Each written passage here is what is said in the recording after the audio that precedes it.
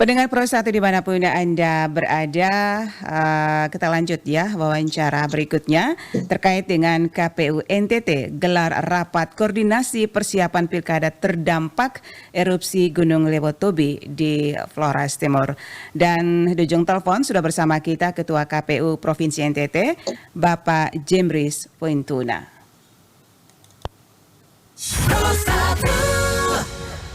Selamat pagi Pak Jemris. Selamat pagi. Apa kabar pagi hari ini di Kupang? Puji Tuhan sehat semua. Oke, KPU NTT telah menggelar ya koordinasi persiapan pilkada terdampak erupsi begitu ya Pak Jemris ya, yang dilaksanakan kemarin. Iya betul. Oke, dalam gelar koordinasi ini kira-kira apa yang dibicarakan Pak Jemris?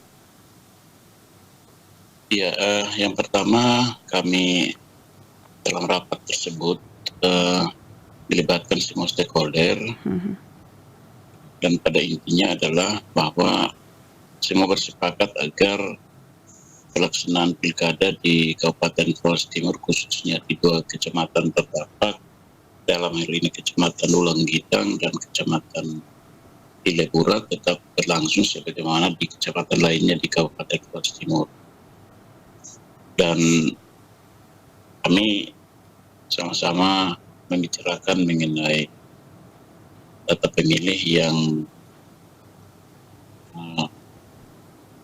terpengaruh akibat pengungsi yang tersebar di beberapa posko atau camp yang telah disiapkan oleh pemerintah, sehingga dalam waktu beberapa hari ini sampai dengan tanggal 20 KPU Kabupaten Flores Timur dibantu KPU Provinsi dan PPK, PPS serta KPPS yang telah terbentuk akan bersama-sama melakukan sinkronisasi kembali data pemilih dan juga pemadanan data pemilih yang melibatkan Badan Penanggulangan Bencana Daerah Kabupaten Flores Timur, Dinas Kependudukan dan Catatan Sipil, serta akan dibantu juga oleh aparat kepolisian agar dapat mendata kembali pengungsi di camp yang telah terdaftar dalam pemilih tetap, sehingga dengan demikian maka kami dapat memutuskan berapa TPS yang akan dibangun kembali di kurang lebih ada 6 posko penampungan pengungsi yang ada di Kabupaten Flores Timur saat ini. Iya, ini terdampak di yang paling parah itu di 2 kecamatan begitu Pak Jemris ya?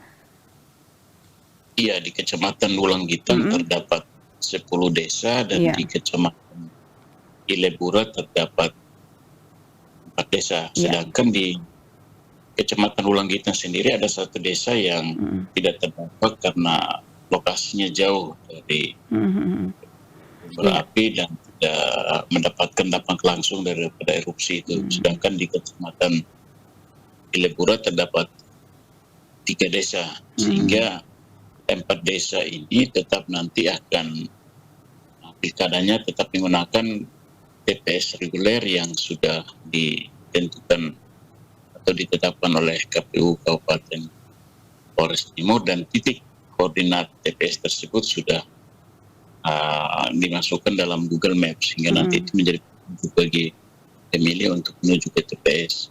Sedangkan 32 TPS lainnya itu mau tidak mau harus direlokasi ke posko pengungsian, namun karena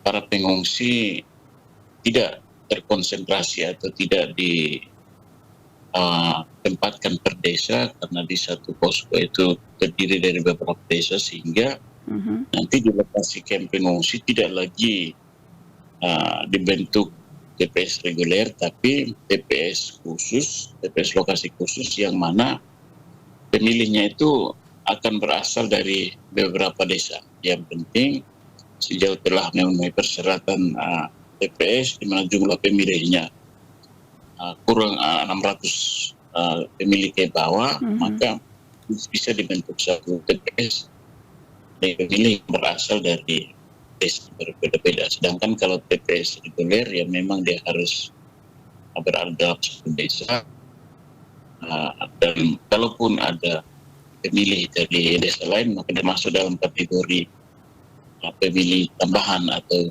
PPTB yang bisa memilih gubernur dan wakil gubernur, dan juga bupati dan wakil bupati. Atau kalau dia berasal dari kabupaten di luar Flores Timur, maka dia hanya dapat berhak memilih pasangan calon gubernur dan wakil gubernur.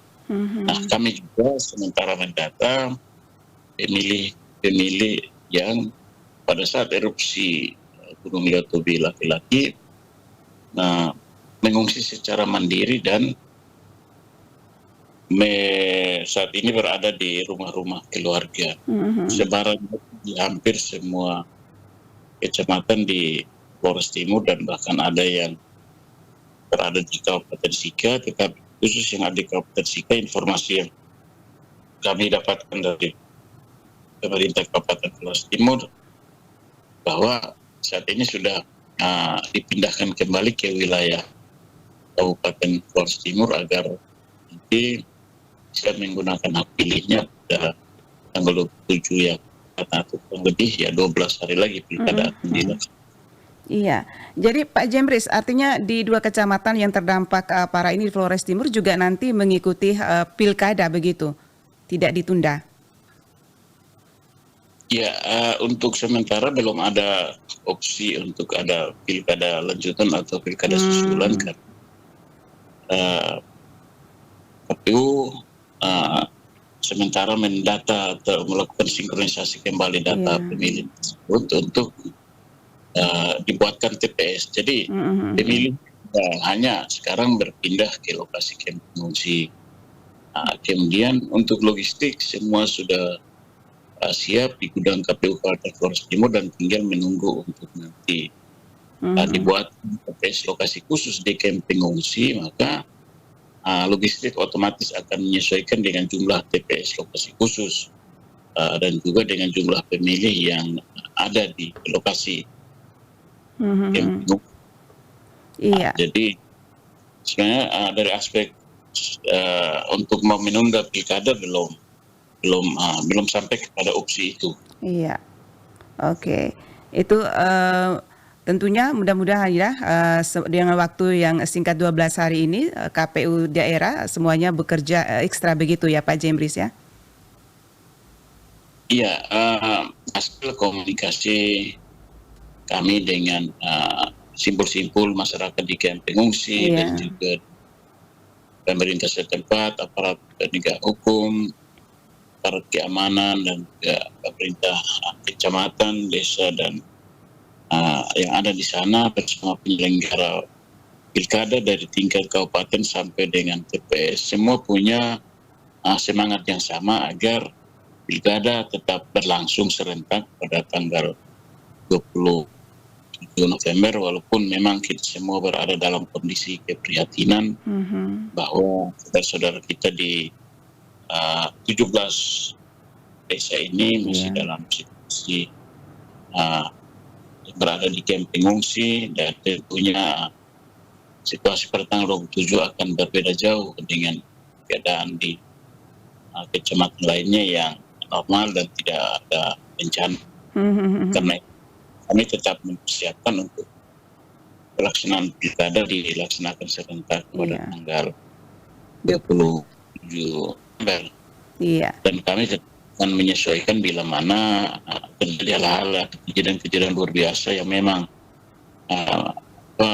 terjadi pada tanggal 27 nanti. Tapi harapan kami adalah bahwa situasi perlahan-lahan kembali normal, ya, tidak terlalu berdampak nanti di tanggal 27, karena sudah pasti bahwa mulai jam 7 pagi seluruh masyarakat di Flores Timur akan berbondong-bondong ke TPS untuk memberikan hak pilihnya, termasuk juga masyarakat pemilih di 2 kecamatan ini. Oke. Baik, ya yang pasti tetap saling koordinasi dan mudah-mudahan semua kembali normal ya, biar berjalan lancar di 27 November nanti, yang tinggal 12 hari lagi.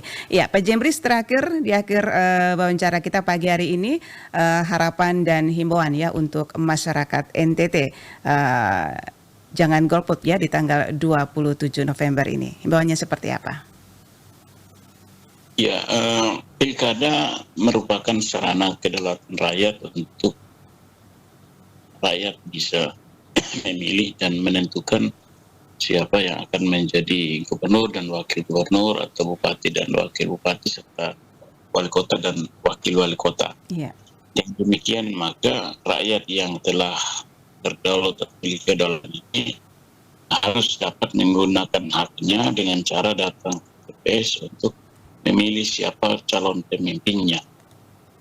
Kemudian juga kami berharap agar di sisa waktu 12 hari ke depan yang menyisahkan masa kampanye hanya tinggal beberapa hari sampai dengan tanggal 23, silahkan masyarakat mendengar visi misi dan program daripada setiap pasangan calon, dan kemudian bisa merenung untuk memberikan pilihannya. Dan kami berharap agar pilkada bisa berlangsung secara damai, dan tidak boleh ada gejolak-gejolak yang dapat mengganggu tahapan pilkada, karena siapapun yang terpilih tentunya itu menjadi pemimpin bagi kita, dan kami berharap agar di masa tenang semua bisa menenangkan diri tanpa melakukan aktivitas-aktivitas yang saling mencederai demokrasi ini.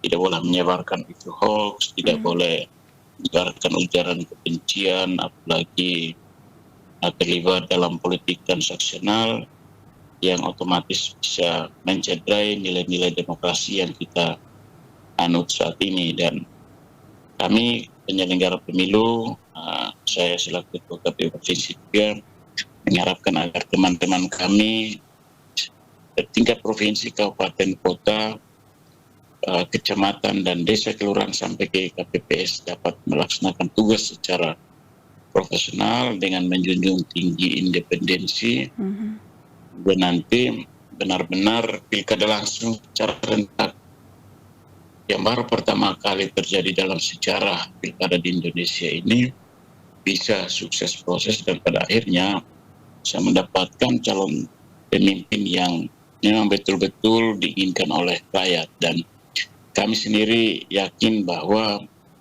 dengan sistem yang ada maka tidak akan terjadi kecurangan-kecurangan yang dapat membuat ada calon-calon yang merasa dirugikan.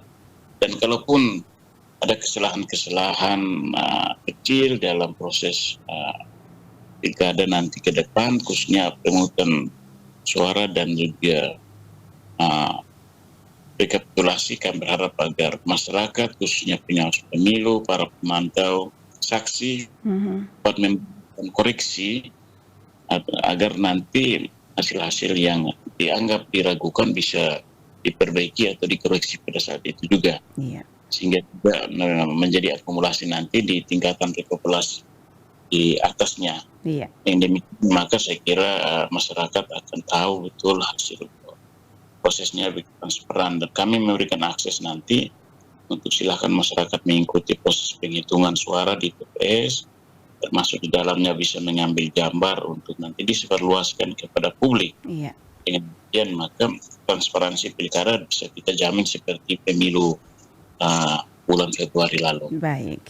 Ya, terima kasih Pak Jembris atas waktunya pagi hari ini bersama Pro 1 RRI ND. Selamat pagi, salam sehat, salam sukses. Selamat pagi, Tuhan berkati kita semua. Amin. Pendengar Pro 1 dimanapun Anda berada, demikian wawancara kami bersama Ketua KPU Provinsi NTT, Jembris Voentuna, terkait dengan KPU NTT ya, gelar rapat koordinasi persiapan pilkada terdampak korupsi Gunung Lewotobi di Flores Timur.